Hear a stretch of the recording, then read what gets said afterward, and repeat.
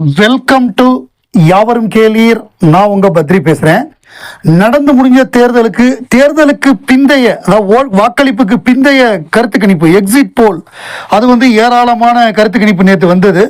அதில் பார்த்தோம்னா இந்த 4 கட்சிகள் டிஎம்கே, ஏடிஎம்கே, டிவிகே, அப்புறம் நாம் தமிழர் கட்சி, இந்த 4 பிரதான கட்சிகள் இதில் மெயின் அப்படின்னு எடுத்துக்கிட்டோம்னா டிஎம்கே ஜெயிக்கும் அப்படின்னு சொல்லி ஒரு 4-5 போல்ஸ்டர்ஸ் சொல்கிறாங்க. ஏடிஎம்கே ஜெயிக்கும்னு ஜேவிசி மட்டும்தான் சொல்கிறாங்க. ஜேவிசி போல் மட்டும்தான் ஏடிஎம்கேக்கு கொடுக்குறாங்க. அப்புறம் மை ஆக்சிஸ் டிவிகே ஜெயிக்கும், 98லேருந்து 120 சீட்டு கொடுக்கும் அப்படின்னு சொல்கிறாங்க. ஸோ ஓவராலாக இந்த எல்லா கருத்து கணிப்பையும் எக்ஸிட் போலையும் பார்த்தோம்னா, எக்ஸிட் போல்ங்கிறது மக்கள் ஓட்டு போட்டுட்டு வெளியில் வந்ததுக்கப்புறம் கேட்குறது. இது ஒரு காலத்தில் கரெக்டாக இருந்தது. அப்போல்லாம் எப்படின்னா, இப்போ சினிமா இது மாதிரி ரிவ்யூ மாதிரி மக்கள் வெளியில் வந்தவுடனே கருத்து கேட்பாங்கல்ல, அந்த மாதிரி இப்போ போலிங் ஸ்டேஷன்லேருந்து வெளியில் வந்தோடனே யாருக்கு ஓட்டு போட்டிங்கன்னு கேட்பாங்க. அவங்களும் உண்மையை சொன்னாங்க ஒரு காலத்தில். இப்போ எப்படின்னா ஃபோன்லலாம் அங்கே கேட்குறாங்க எக்ஸிட் போல் யாருக்கு போட்டிங்கன்னு. அது எவ்வளோ தூரம் கரெக்டாக இருக்குன்னு தெரியல. சாம்பிள் சைஸும் ரொம்ப கம்மியாக இருக்குது. ஸோ அப்படி பார்க்கும்பொழுது இந்த கருத்து கணிப்புலாம் நம்ம நம்ப வேண்டிய தேவையில்லை. மே 4ஆம் தேதி ரியல் முடிவே வரப்போகுது. ஸோ அதை நம்ம பார்த்துக்கலாம். ஸோ இந்த கருத்து கணிப்பு வச்சு நம்ம எந்த முடிவுக்கும் வர வேண்டாம். இவங்க ஜெயிப்பாங்க, இவங்க தோப்பாங்க அப்படிங்கிற இதெல்லாம் முன்னாடி ஒரு டைரக்ஷனை காமிக்கும். இந்த கட்சி தான் ஜெயிக்கணும் ஒரு டைரக்ஷனை காமிக்கும். பட் இப்போ அதுவும் இல்லாமல் அவங்கவுங்க எந்த சேனல் அவங்களுக்கு வேண்டியவங்களோ அவங்க ஜெயிப்பாங்கங்கிற மாதிரி கருத்து கணிப்பு.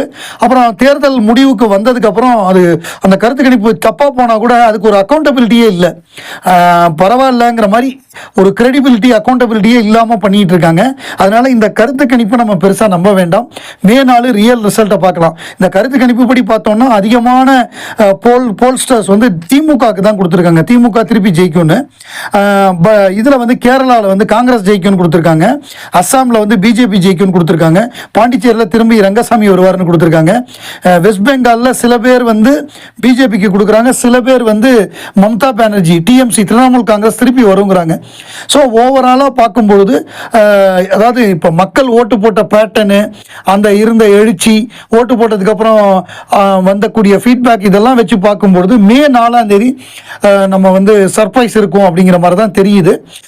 பார்ப்போம் இந்த தேர்தலுக்கு பிந்தைய கருத்து கணிப்பு எவ்வளவு தூரம் யார் சொன்னது உண்மையா போகுது, இல்லை எல்லாமே அவங்களுக்கு வேண்டியவங்களுக்கு இப்போதைக்கு ஹாப்பி பண்ணாங்களா அப்படிங்கிறத நம்ம 4ஆம் தேதி நம்ம முடிவுகள் வரும்பொழுது தெரிஞ்சுக்கலாம். டைரக்டர் லோகேஷ் கனகராஜ் அவர் இயக்குனருக்கு காரணமாக உலகநாயகன் கமலஹாசன் தான் சொல்லுவார். உலகநாயகன் கமலஹாசன் படங்கள், குறிப்பாக விருமாண்டி படத்தை பார்த்து மிரண்டு போய் தான் நான் டைரக்டர் ஆகணுங்கிற ஆசையே வந்தது. அவருடைய படங்கள் சத்யா மாதிரி படங்களை பார்த்து தான் எனக்கு ஆக்ஷன் படம் பண்ணணுங்கிற ஆசை வந்தது. அவருடைய ஒவ்வொரு படங்கள்லையுமே கமலஹாசன் ரெஃபரன்ஸ் இல்லாமல் இருக்காது. நிறைய உலகநாயகன் கமலஹாசன் ரெஃபரன்ஸை லோகேஷ் கனகராஜ் கொடுப்பாரு. ஸோ இப்போ கூலி படத்துக்கு அப்புறமாக அவர் பெரிய அளவு பேட்டி எதுவும் கொடுக்கல. நடுவில் ஒரு படத்தில் ஹீரோவாக நடிக்கிறாரு. அந்த படம் அது சம்பந்தமான வேலையில் தான் போயிட்டு இருந்தது. அப்புறம் ஒரு தயாரிப்பு கம்பெனி வச்சிருக்காரு, சொந்தமாக படங்கள் தயாரிக்கிறாரு. அவருடைய படங்களில் அவருடைய நண்பரை வச்சு ஒரு படம் அவருக்கு கொடுத்துருக்காரு, 29 அப்படிங்கிற படம். ஸோ அந்த 29ங்கிற படம் அவருடைய ப்ரொடக்ஷனில் வருது. அது நிறையா அதோடைய ஆடியோ லான்ச் மாதிரி அதை ப்ரொமோஷன் நிகழ்வு வச்சாங்க. அதில் ஆர்ஜே பாலாஜி அந்த மாதிரி நிறைய பேர் கலந்துக்கிட்டாங்க. ரத்னகுமார் அந்த படத்துடைய டைரக்டர் ரத்னா தான் அவருடைய ஃப்ரெண்டு. ஸோ இதை பொறுத்தவரையே என்னென்னா, அவர் பேசும்பொழுது நான் தயாரிப்பாளர் ஆனதுக்கு காரணமே, அதுக்கு இன்ஸ்பிரேஷனே உலகநாயகன் கமலஹாசன் தான். அதாவது சினிமாவில் சம்பாதிக்கிற பணத்தை சினிமாலேயே போடணும், நிறைய நல்ல கலைஞர்களை கொண்டு வரணுங்கிறதுக்காக அவர் ஒரு ப்ரொடக்ஷன் கம்பெனி ஆரம்பித்து ஏராளமான பேருக்கு அவர் வாய்ப்பு கொடுத்தாரு. முதல் பட இயக்குனராக பல பேருக்கு வாய்ப்பு கொடுத்தாரு. ஸோ அந்த மாதிரி நான் என்னுடைய நண்பர்கள் நான் மேலே வளர்றப்ப அவங்களையும் வளர்த்து உண்டுன்னு பார்க்குறேன். அதனால தான் இந்த படம் நம்ம பண்ணது. இன்னைக்கு நான் என் ஃப்ரெண்டை டைரக்டராக படம் எடுக்கிற அளவுக்கு நான் வளர்ந்துருக்கேன்னா அதுக்கு ரசிகர்கள் தான் காரணம். இந்த படத்தையும் நீங்கள் வெற்றி பெற வைக்கணும் அப்படின்னு சொல்லி தான் தயாரிப்பாளருக்கு காரணமே உலகநாயகன் தான், அவருடைய இன்ஸ்பிரேஷன் தான் அப்படின்னு அவர் சொன்னது ரொம்ப மகிழ்ச்சியாக இருந்தது. பழசை மறக்காமல் அவர் ஞாபகம் வச்சிருக்கிறது நல்ல விஷயம், பாராட்டுகள். பார்த்திபனுக்கு கோர்ட்ல சரியான கொட்டு வச்சிருக்காங்க தலையில, நங்கு நங்கு நங்கு நங்குன்னு.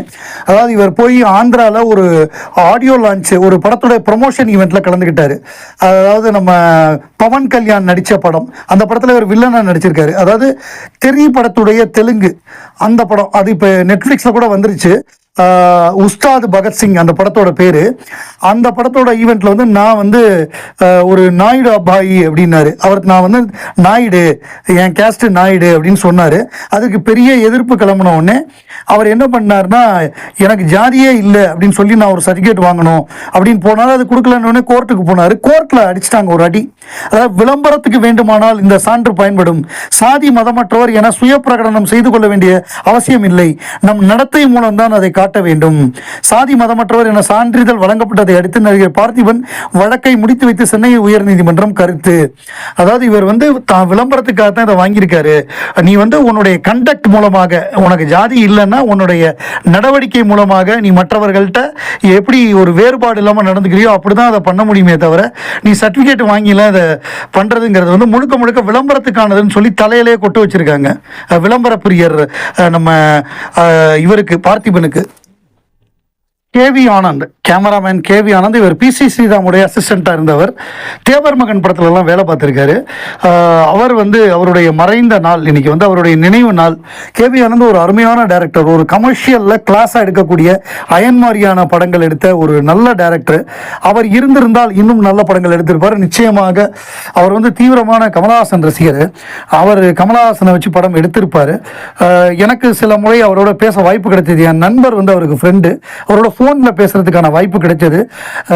ஸோ அவர் இருந்திருந்தால் நிச்சயமாக அந்த மாற்றான் படம் முடிஞ்சு அந்த படத்தை பார்த்துட்டு அவருக்கு ஃபீட்பேக் கொடுக்கறதுக்காக அவருக்கு ஒரு முறை ஃபோன் பண்ணி பேச வாய்ப்பு கிடைச்சது. அப்போ நாங்கள் வந்து ரிக்வஸ்ட் பண்ணது வந்து ஒரு படமாவது நீங்கள் உலகநாயகனை வச்சு பண்ணணும் அப்படின்னு. நிச்சயம் பண்ணுவோம், வாய்ப்பு வந்தால் பண்ணுவோம் அப்படிங்கிற மாதிரி அவர் சொன்னார். கடைசியில் இவ்வளவு சீக்கிரமாக அவர் மறைவார் அப்படின்னு நம்ம எதிர்பார்க்கல. அது மிகப்பெரிய ஒரு வருத்தமான ஒரு விஷயம். அப்புறம் இன்னொரு விஷயம், இன்னைக்கு வந்து சிங்கர் ஹரிணி அவர்களுடைய பர்த்டே. சிங்கர் ஹரிணி ஏராளமான நல்ல பாடல்கள் பாடியிருக்காங்க.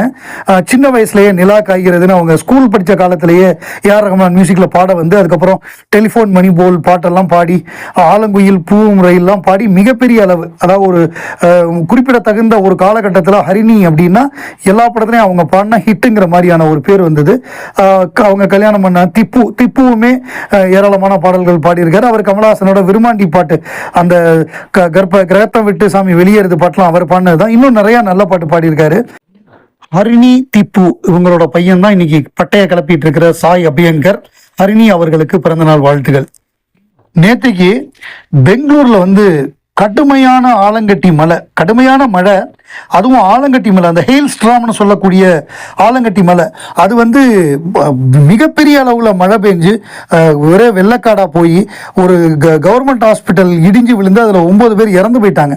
ஸோ அந்த மாதிரியான ஒரு மழை நேற்று ஒரு என்ன சொல்கிறது, ஒரு கோடை மழை வந்து மிகப்பெரிய அளவில் வந்து எல்லாரையும் பாதிச்சுது. நிறைய பேரோட வண்டி வந்து ஸ்டார்ட் ஆகாமல் ஸ்டாண்டர்ட் ஆகிடுச்சு.